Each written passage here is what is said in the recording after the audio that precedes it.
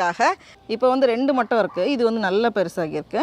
கூட குட்டி தான் இங்கே இருக்குது. ஆனால் ஃபஸ்ட் இயர் வந்து காய்க்க விடாமல் எல்லாத்தையும் உடச்சி விட்றது நல்லது. நான் தான் சரி எப்படி இருக்குது அப்படின்னு சொல்லி பார்க்குறதுக்காக 2 மட்டும் விட்டு வச்சுருக்கேன். அதே மாதிரி எல்லா செடியிலையும் வந்து 1 இல்லை 2 அந்த மாதிரி விட்டு வச்சுருக்கேன். அது மாதிரி இந்த செடியிலையும் வந்து 3 ப்ளம் மட்டும் விட்டு வச்சுருக்கேன். இங்கே வந்து சின்னதாக இருக்குது. இன்னும் 2 வச்சுருந்தேன், 2 விட்டு வச்சுருந்தேன்.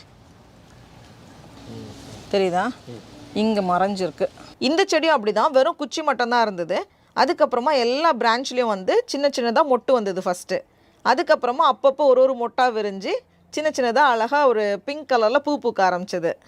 ஒரு நாளும் வந்து கொஞ்சம் கொஞ்சமாக பூத்து கடைசி நாள் பார்த்தோம் அப்படின்னா அந்த செடி ஃபுல்லாகவே வந்து பிங்க் கலரில் அப்படியே கொத்தா பூ இருந்தது. அதுக்கப்புறமா இந்த பூவெல்லாம் காய் பிடிக்கிறப்போ இலை வர ஆரம்பிச்சிது. இந்த மாதிரி கொஞ்சம் கொஞ்சமாக இலை வந்தது. ஒரு 4 காய் மட்டும் வச்சுட்டு மீதி எல்லாத்தையுமே நான் வந்து பிச்சு விட்டுட்டேன். இந்த மாதிரி சின்ன சின்னதாக 4 காய் மட்டும் அங்கங்கே இருக்குது. வழக்கம் போல் கொக்கோ எல்லா செடியும் கடிக்கிற மாதிரி இந்த பீச்சையும் கடித்து 4 பீச் தான் நானே வச்சுருந்தேன். அதில் வந்து இப்போ 2 விழுந்துருச்சு. ஏன்னா வந்து கரெக்டாக அது பக்கத்தில் இருக்கிற இலையாக கடித்து அந்த பீச் கீழே விழுந்துருச்சு.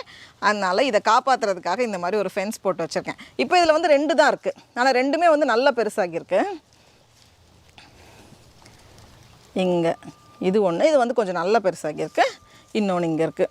டெய்லி வந்து நானே ஓப்பன் பண்ணி பார்த்து பாதியாக உடச்சிடுவேன்னு நினைக்கிறேன். நம்ம கட் பண்ணுறப்போ வெறும் குச்சி மட்டும்தான் இருந்தது. 3 நோட் விட்டு கட் பண்ணியிருந்தோம். எல்லாத்துலேயுமே இப்போ கிரேப்ஸ் கொத்தாக வந்திருக்கு. இதெல்லாம் வந்து கிரேப்ஸ் பிடிக்க ஆரம்பிச்சிருக்கு. இதுக்கு முன்னாடி பூ வந்தது, அதுலேருந்து இப்போ எல்லாத்துலேயுமே வந்து சின்ன சின்னதாக கிரேப்ஸ் இருக்குது. டெய்லி நான் வந்து பார்க்குற மாதிரி 4-5 பறவைகளும் அணிலும் வந்து பார்த்துட்ருக்கு. யார் ஃபஸ்ட்டு பறிக்கிறாங்கிறது தான் போட்டி. இதெல்லாம் வந்து கொஞ்சம் கூட பெருசாகிருக்கு. நான் எவ்வளோ கிடைக்கும்னு தெரில. பறவைகள் பறித்து போக கூட நம்ம கிடைக்கலாம்.